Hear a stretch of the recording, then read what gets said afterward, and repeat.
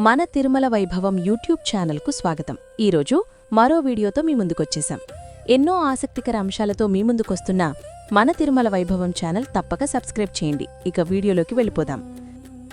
అబ్బా, ఎండలోంచి అలా వచ్చి ఏసీ గదిలోకి అడుగుపెట్టగానే ఆ ఫీలింగే వేరు కదా. నిజంగా ఈ రోజుల్లో ఎయిర్ కండీషనింగ్ అనేది ఒక వరం లాంటిది. కానీ మనం ఎంతో ఇష్టపడే ఈ చల్లని గాలి వెనుక మనకు తెలియని కొన్ని చేదు నిజాలు కూడా ఉన్నాయన్న సంగతి ఎప్పుడైనా ఆలోచించమా? అయితే ఇక్కడే ఒక పెద్ద చిక్కుముడి ఉంది. మనల్ని వేడి నుంచి కాపాడే ఈ టెక్నాలజీలోనే ఒక పెద్ద వైరుధ్యం దాగుంది. చూడండి, ఇది అచ్చం ఒక నాణ్యానికి రెండు వైపుల లాంటిది. ఒకవైపు చూస్తే ఇది మన ప్రాణాలను కాపాడుతోంది, వడదెబ్బ నుంచి రక్షిస్తోంది. కానీ అదే నాణ్యానికి ఇంకోవైపు చూస్తే మన రోగ నిరోధక శక్తిని దెబ్బతీస్తోంది, మన చర్మాన్ని కళ్లను పొడిబారేలా చేస్తోంది.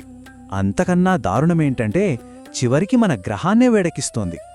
సరే, ముందుగా ఈ చల్లని సౌకర్యం కోసం మన శరీరం ఎలాంటి మూల్యం చెల్లిస్తోందో చూద్దాం. రోజూ గంటల తరబడి ఈ కృత్రిమ చల్లదనంలో ఉండటం మనల్ని లోపలి నుంచి ఎలా మార్చేస్తోందో తెలుసుకుందాం. ఒక్కసారి ఈ నెంబర్లు చూడండి. ఇవి మనల్ని నిజంగా ఆలోచింపజేస్తాయి.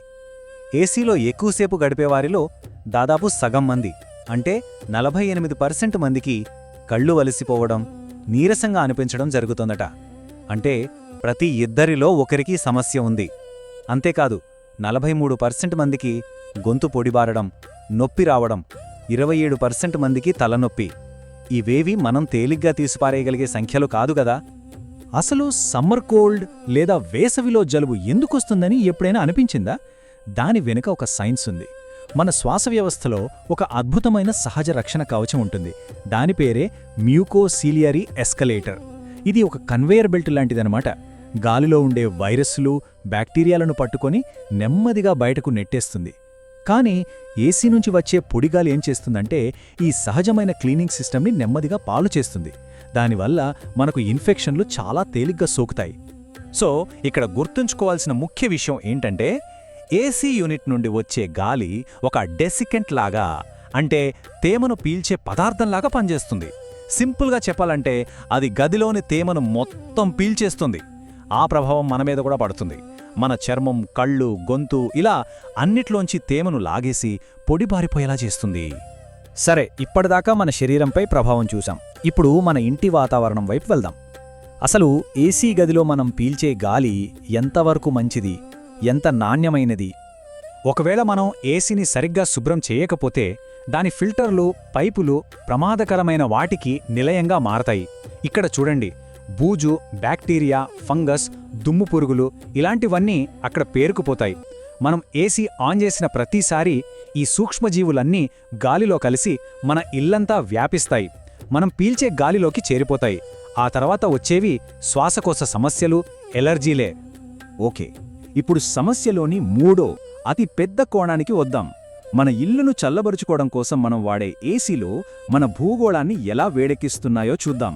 ఇది అచ్చం ఒక విషవలయం లాంటిది. ఈ విషవలయం అర్థం కావాలంటే మనం ముందుగా అర్బన్ హీట్ ఐలాండ్ ఎఫెక్ట్ గురించి తెలుసుకోవాలి. సింపుల్గా చెప్పాలంటే కాంక్రీట్ భవనాలు, తారు రోడ్ల వల్ల నగరాలు చుట్టుపక్కల పల్లెటూరు ప్రాంతాల కన్నా చాలా ఎక్కువ వేడిగా ఉంటాయి. అందుకే దీన్ని హీట్ ఐలాండ్ అంటే వేడి ద్వీపం అంటారు. ఈ సంఖ్య చూస్తే ఆశ్చర్యం కలగక మానదు.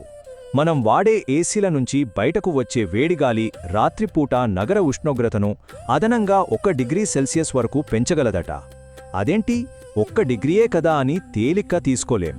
ఎందుకంటే వాతావరణంపై ఇది చాలా పెద్ద ప్రభావం చూపుతుంది. ఆ విష వలయం ఎలా పనిచేస్తుందో ఇక్కడ స్పష్టంగా చూడొచ్చు. స్టెప్ 1, ఏసీలు వేడిగాలిని బయటకు పంపుతాయి. స్టెప్ 2, దానివల్ల బయట వాతావరణం అంటే నగరంలోని గాలి ఇంకా వేడెక్కుతుంది. స్టెప్ 3, బయట వేడి పెరిగింది కాబట్టి మనం ఇంకా ఎక్కువసేపు ఏసీ వాడతాం. స్టెప్ 4, దాంతో ఏసీలు మరింత వేడిగాలిని బయటకు పంపుతాయి. చూసారా, ఇదొక అంతం లేని చక్రంలా మారిపోయింది. అంతేకాదు, మనం పెద్దగా పట్టించుకొని ఇంకో పెద్ద ప్రమాదం కూడా ఉంది. అదే ఏసీలలో వాడే రసాయనాలు, అంటే రిఫ్రిజరెంట్లు. వీటిని హెచ్ఎఫ్సీలు అంటారు. ఇవి కార్బన్ డయాక్సైడ్ కంటే ఏకంగా 675 రెట్లు ఎక్కువ శక్తివంతమైన గ్రీన్ హౌస్ వాయువులు.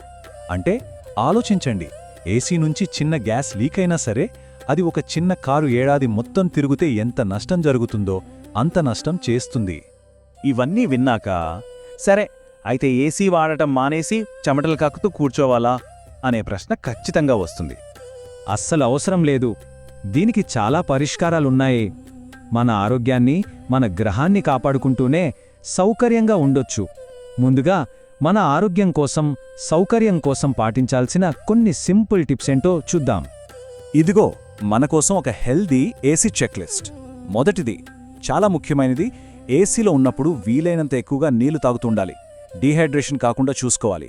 రెండవది, గాలి వరి పొడిగా అనిపిస్తే గదిలో తేమ కోసం ఒక హ్యూమిడిఫైయర్ వాడొచ్చు. మూడవది, టెంపరేచర్ని మరీ 18 డిగ్రీల కాకుండా ఓ 24 నుంచి 26 డిగ్రీల మధ్యలో సెట్ చేసుకోవడం ఉత్తమం. ఇక చివరగా, అప్పుడప్పుడు ఏసీ ఆపేసి కిటికీలు తెరిచి కాసేపు సహజమైన గాలిని లోపలికి రానివ్వాలి.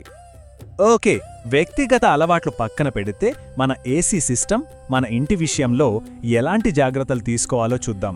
అంటే మన ఇంటిని తెలివిగా ఎలా చల్లబరుచుకోవాలో అన్నమాట.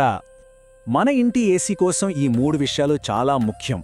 1, ఫిల్టర్లను రెగ్యులర్గా క్లీన్ చేయడం లేదా మార్చడం, ఇది చాలా అవసరం. 2, ప్రతి సంవత్సరం ఒక ప్రొఫెషనల్తో సర్వీసింగ్ చేయించడం, అస్సలు మర్చిపోవద్దు. 3, ఇంటి బయట ఉండే అవుట్డోర్ యూనిట్ చుట్టూ ఆకులు, చెత్తాచెదారం లేకుండా గాలి ఫ్రీగా తిరిగేలా చూసుకోవాలి.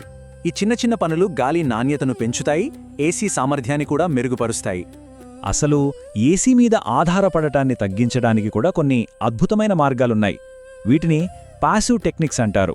అంటే కిటికీలకు నీడ వచ్చేలా టెంట్లు, బ్లైండ్స్ వాడటం, ఇంటి చుట్టూ చెట్లు పెంచడం, అలాగే ఇంటి పైకప్పు మీద వేడిని తగ్గించే కూల్ రూఫ్స్ లాంటివి వేయించడం, సాయంత్రం వేళల్లో ఎదురెదురు కిటికీలు తెరిచి క్రాస్ వెంటిలేషన్ ఉండేలా చూడటం, ఇంటి చుట్టూ పచ్చని మొక్కలు పెంచినా కూడా పరిసరాలు చల్లబడతాయి. ఈ విషయం అంతా విన్నాక హోమర్ సింప్సన్ మాట ఒకటి గుర్తొస్తుంది.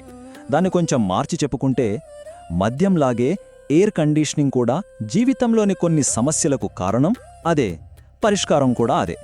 ఇది ఏసీ విషయంలో మనకున్న అయోమయాన్ని, బ్యాలెన్స్డ్గా ఆలోచించాల్సిన అవసరాన్ని పర్ఫెక్ట్గా చెప్తుంది. కాబట్టి చివరిగా మనల్ని వేసుకోవాల్సిన ప్రశ్న ఒక్కటే: మన ఆరోగ్యాన్ని, మన గ్రహాన్ని పణంగా పెట్టకుండా మనకు కావాల్సిన సౌకర్యాన్ని ఎలా పొందగలం? దీని గురించి మనం అందరం ఆలోచించాలి. ఇలాంటి మన దైనందిన జీవితానికి సంబంధించిన, మనల్ని ఆలోచింపజేసే మరిన్ని ఆసక్తికరమైన అంశాల గురించి తెలుసుకోవాలంటే తిరుమల వైభవం యూట్యూబ్ ఛానల్కు సబ్స్క్రైబ్ చేసుకోండి. చూశారు కదా, ఒక మంచి వీడియో. ఇలాంటి మరిన్ని మంచి వీడియోల కోసం మన తిరుమల వైభవం ఛానల్ తప్పక సబ్స్క్రైబ్ చేయండి. మరియు ఈ వీడియో కూడా లైక్ మరియు షేర్ చేయండి. అన్నట్టు క్రింద డిస్క్రిప్షన్లో ఉన్న మన వాట్సాప్ ఛానల్ తప్పక ఫాలో అవ్వండి. అక్కడ మరిన్ని ఆసక్తికర విషయాలు తెలుసుకోవచ్చు.